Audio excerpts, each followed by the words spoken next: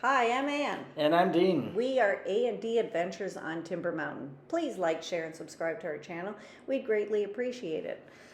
Subscription doesn't cost you anything, but it helps us out tremendously in monetization for the videos. We're thankful for every subscription we get, and we're enjoying making these videos for you as well. Here you see me putting up one of the longest pieces on the building itself, a 29-footer. I'm doing it alone. Anne is entertaining family, so I'm doing this alone for this week.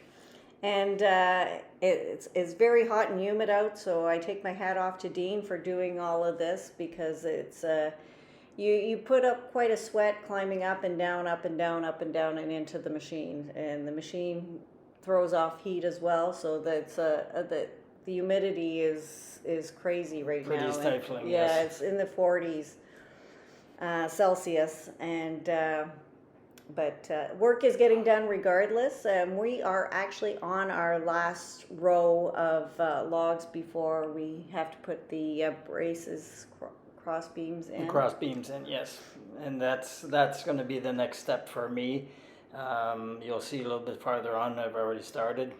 So the process is the same as it always is. The beams, Dean's very excited there. He's got the door. The final door closed up. Yeah. So that means that the Kubota can't go through that little corner. And I believe this is the last piece that had to go into place for the walls. For the last... for the walls. Height of wall, yes. Yeah. So what I was explaining is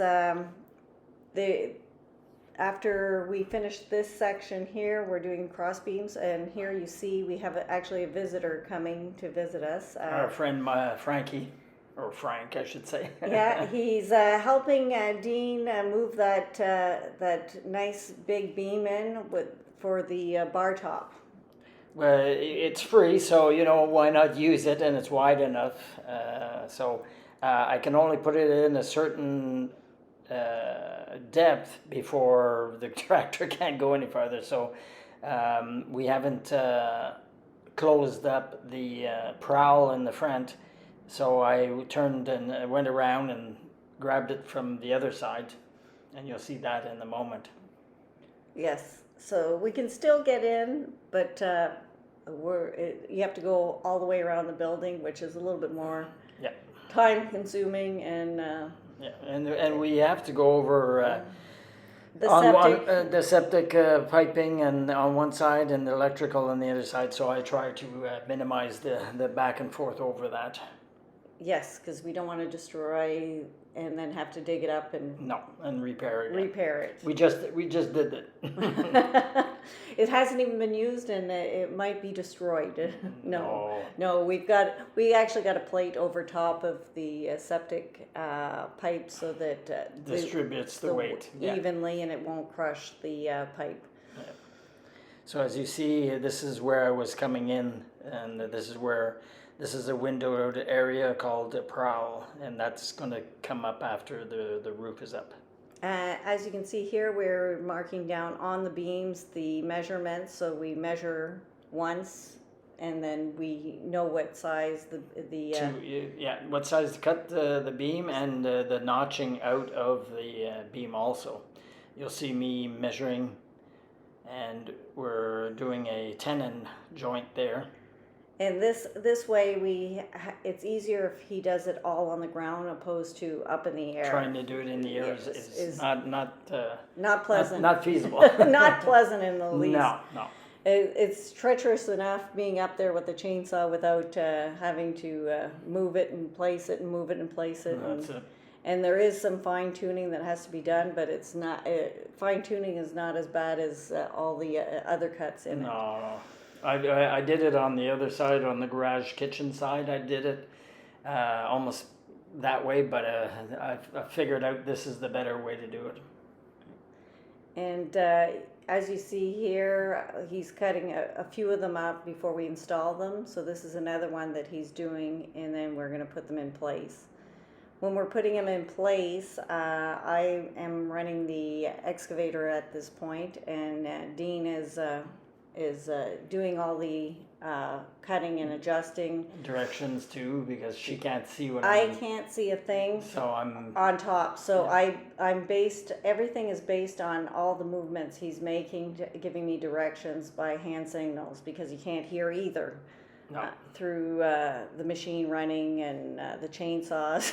Yeah, going. and for somebody who hasn't operated a excavator and doing pretty good, and she's getting the, I'll say the fine touch of it. It's still a little bit hard because the controls are, you know, you're doing 3 or 4 controls at the same time. So This is actually, we had the first beam put in place, but I did some filming from 3 different angles so that you get, because we're installing 3 beams here, you get the view from different angles to see how it's done. So this angle's the interior angle that you're seeing, and you can see that I'm still in the, well, you can't see me, but you can see that I'm running Yes, the right. excavator, and Yeah. Dean's sawing and placing and putting, fine tuning. fine tuning it. Yeah. And then I placed the camera at another angle so that you got another view of the Correct. whole situation. That's it. It's a heavy duty task, pretty well, but it's going well. Actually, by Friday it's all done. So Which is good, because now we can start concentrating on the roof. the roof systems, yeah. So that we can get it enclosed by, The end of August, yeah. That's our goal, is to at least have the roof on by. Doesn't have to be completely enclosed, but at least the roof's on and no water penetration. as Dean is excellent with the chainsaw and I am not, I'm doing cleanup while he's cutting all these notches into the wood for the next beams. So even though you don't see me, I'm still doing something Yeah. around the building. That way we're not wasting any time. And you can't stand still anyway, so. I got ants in my pants. Yeah. And here I'm back in the machine because he was ready for me, and we're putting that last beam in place, and you're seeing from a different angle here. And that one went fairly smoothly, I believe. Yeah. The last one, I think we got it down to a science. Yeah, the cutting, you get good at adjusting. And we'd like to thank you for watching, and we hope you subscribe to our channel.